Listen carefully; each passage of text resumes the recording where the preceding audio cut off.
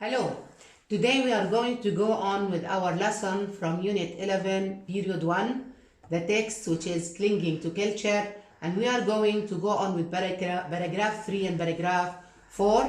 So please, my dear students, open your books again to page 112. With you, teacher Rana Qadous.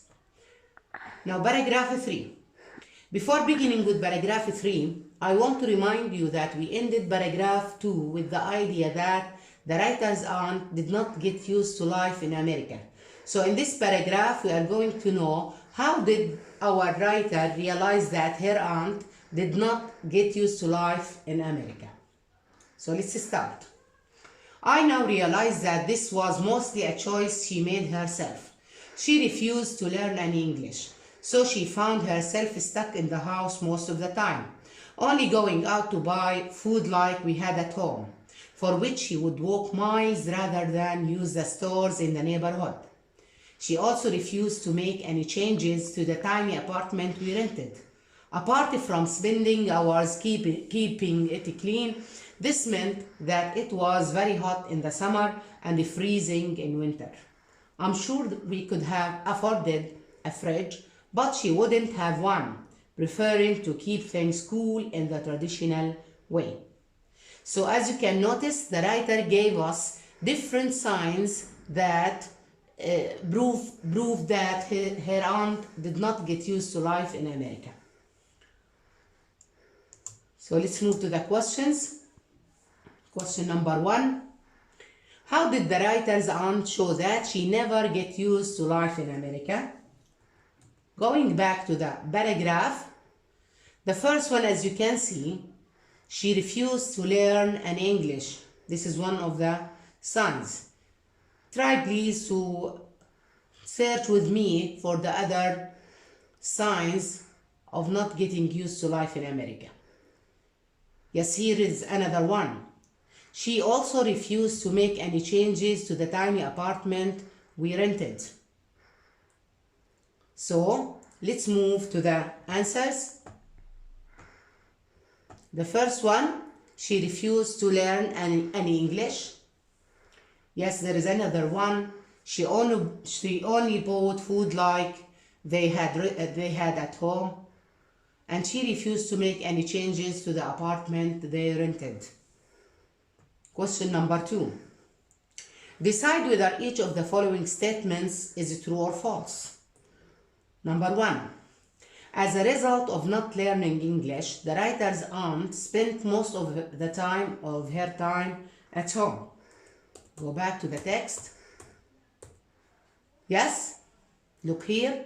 She refused to learn any English, so she found herself stuck in the house most of the time. So what do you think? Yes, you are right. The answer is true.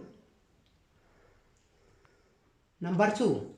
The writer's family didn't buy a fridge because they didn't have enough money. Back to the text.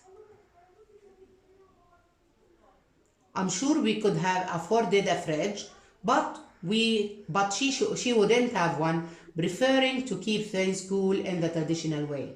So the aunt refused to buy a fridge, not because of the lack of money, but because she liked to keep the food in the traditional way. So the answer, my dear students, is yes, right, it's false. Question number 3.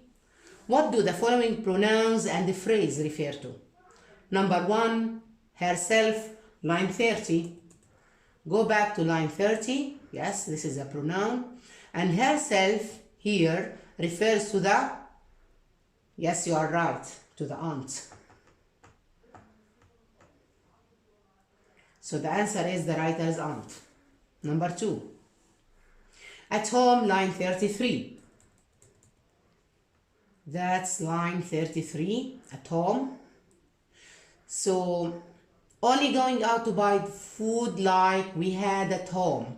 At home, it does not mean their house, it means their homeland, which is Palestine.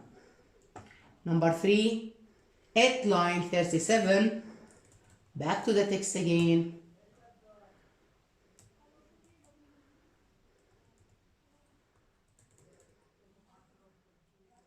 This meant that it was very hot in the summer and freezing in winter. And also we have another it here. Apart from spending hours keeping it clean. So both it's here refers to the apartment that they rented. The last one is the word one, which is line 40. That's it. She wouldn't have one. And one here refers to the fridge. That's right.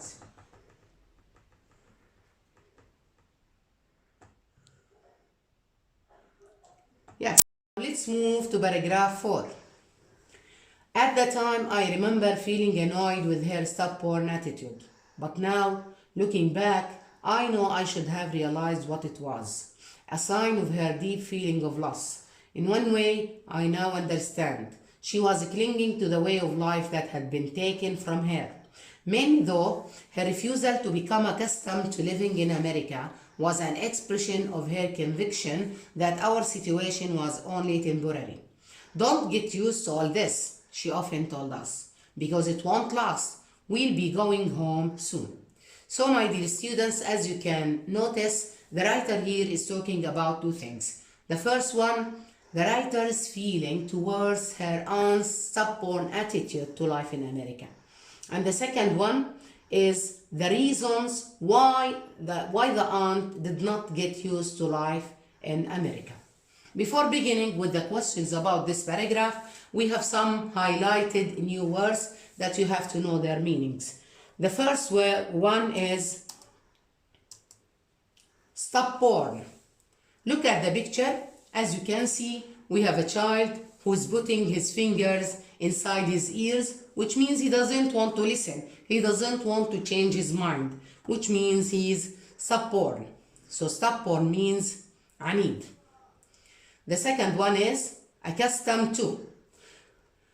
By looking at this sentence, she accustomed to having 8 hours sleep a night, which means she get used to having or to sleep for 8 hours a day, which means that يعتاد.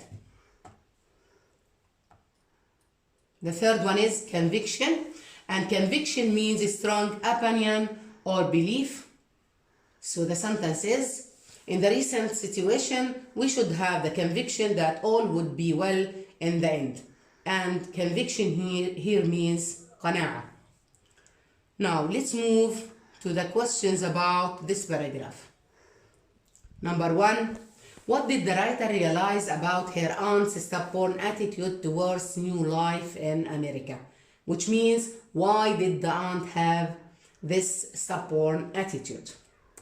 Look at the paragraph. The writer said, realized what it was, a sign of her deep feeling of loss. So this is the first reason. See, she had a deep feeling of loss of her homeland.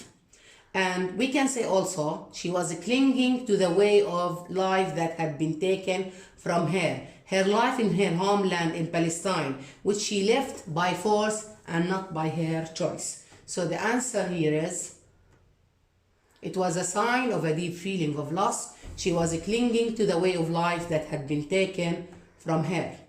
Question number 2, how did the writer feel about her aunt's attitude? And here in the paragraph we have 2 periods. The first one is at the time, and at the time it means in the past. So at the time I remember feeling annoyed. So the first feeling in the past, the writer felt annoyed about her aunt's attitude towards life in America. But the second period, which is now, look here, I now understand. So the writer now understands her aunt's attitude.